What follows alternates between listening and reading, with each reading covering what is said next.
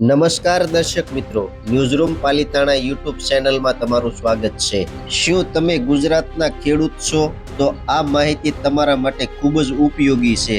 ગુજરાત સરકારે ખેડૂતો માટે કપાસ સહાય યોજના 2026 બહાર પાડી છે। કપાસ સહાય યોજનામાં ખેડૂતોને હેક્ટર દીઠ 27,000ની સહાય મળશે કે 14,000ની સહાય, આ બધી માહિતી સરળ ભાષામાં તમને સમજાવવાનો છું। અને ચેનલમાં નવા છો તો પ્લીઝ ચેનલને સબસ્ક્રાઇબ કરવાનું ભૂલતા નહીં, જેથી કરીને આવી નવી માહિતી તમારા સુધી પહોંચતી રહે।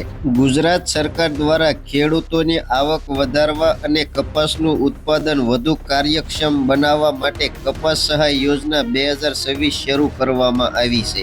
મિશન ફોર કોટન પ્રોડક્ટિવિટી તરીકે પણ ઓળખાતી આ કપાસ સહાય યોજના છે। વૈજ્ઞાનિક પદ્ધતિથી કપાસનું વાવેતર કરનાર ખેડૂતોને પ્રતિ હેક્ટર સીધી આર્થિક સહાય આપવામાં આવશે। જો તમે કપાસની ખેતી કરો છો અને આઈ ખેડૂત કપાસ યોજના હેઠળ લાભ મેળવવા માંગો છો તો કપાસ સહાય યોજના 2026 તમારા માટે ખૂબ જ ઉપયોગી બની શકે છે। કપાસ સહાય યોજનાનો મુખ્ય હેતુ ગુજરાતમાં કપાસનું ઉત્પાદન વધારવાનો અને આધુનિક ખેતી પદ્ધતિઓને પ્રોત્સાહન આપવાનો છે। આ કોટન પ્રોડક્ટિવિટી મિશન ગુજરાત 5 વર્ષ માટે અમલમાં રહેશે અને ચાલુ વર્ષ માટે ગુજરાત સરકાર દ્વારા ₹137.80 કરોડનું બજેટ ફાળવવામાં આવ્યું છે। આ કપાસ ઉત્પાદન યોજના હેઠળ રાજ્યના 21 જિલ્લાઓમાં 1 લાખથી વધુ હેક્ટર વિસ્તાર આવરી લેવાનો લક્ષ્યાંક રાખવામાં આવ્યો છે। નવી ટેકનોલોજી અને યોગ્ય અંતરે વાવેતર અપનાવનાર ખેડૂતને કપાસ ક્રાંતિ મિશન 2026 હેઠળ સીધી આર્થિક સહાય આપવામાં આવશે। સાથે જ કપાસની આયાત પર નિર્ભરતા ઘટાડીને સ્થાનિક ઉત્પાદન વધારવાનો પણ પ્રયાસ કરવામાં આવી રહ્યો છે। કપાસ ક્રાંતિ મિશન 2026 માટે કયા ખેડૂત પાત્રતા સહાય મળવા પાત્ર થશે? ખેડૂતોને વાવેતરની પદ્ધતિ મુજબ સહાય આપવામાં આવશે। ICM ટેકનોલોજી અને SDPS ટેકનોલોજી બંને પદ્ધતિ મુજબ સહાયની રકમ અલગ અલગ છે। ICM ટેકનોલોજી મુજબ વાવેતર અંતર 90 સેન્ટીમીટર ગુણ્યા 60 સેન્ટીમીટર સહાય પ્રતિ હેક્ટર ₹14,000 મળવા પાત્ર ખેડૂતને થશે। SDPS ટેકનોલોજી મુજબ વાવેતર અંતર 90 સેન્ટીમીટર ગુણ્યા 30 સેન્ટીમીટર સહાય પ્રતિ હેક્ટર 27,000 સુધી મળવા પાત્ર ખેડૂતને થશે।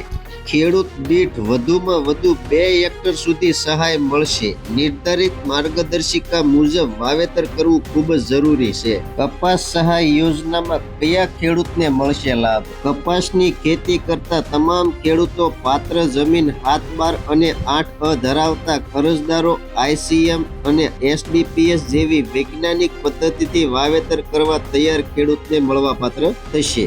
ગુજરાતના 21 નિર્ધારિત જિલ્લાઓમાં કપાસ ઉગાડતા ખેડૂતો પણ પાત્ર ગણાશે। કપાસ સહાય યોજનામાં કયા કયા દસ્તાવેજોની જરૂર પડે છે?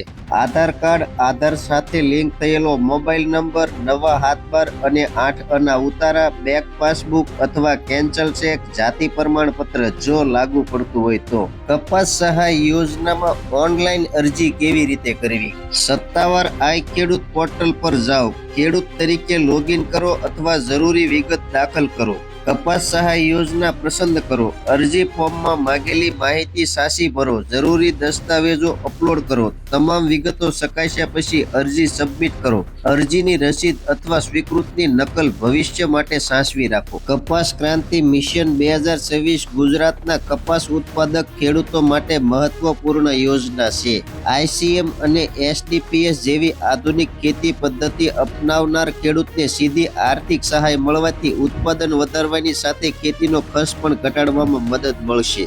જો તમે પાત્રતા ધરાવો છો તો જરૂરી દસ્તાવેજ તૈયાર રાખીને આજે જ અરજી કરી દો। ખેડૂત મિત્રો, ICM વૈજ્ઞાનિક પદ્ધતિ અને SDPS મુજબ વાવેતર કર્યું હશે એ ખેડૂતને 27,000 અને 14,000 આગળ મેં તમને માહિતી આપી એ પ્રમાણે રૂપિયા મળવા પાત્ર થશે। તો માહિતી કેવી લાગી કોમેન્ટ બોક્સમાં કોમેન્ટ કરજો। ચેનલમાં નવા છો તો સબસ્ક્રાઇબ કરજો। હવે મળશું એક નવી માહિતી સાથે। ત્યાં સુધી બધાને જય જવાન, જય કિસાન, ભારત માતા કી જય।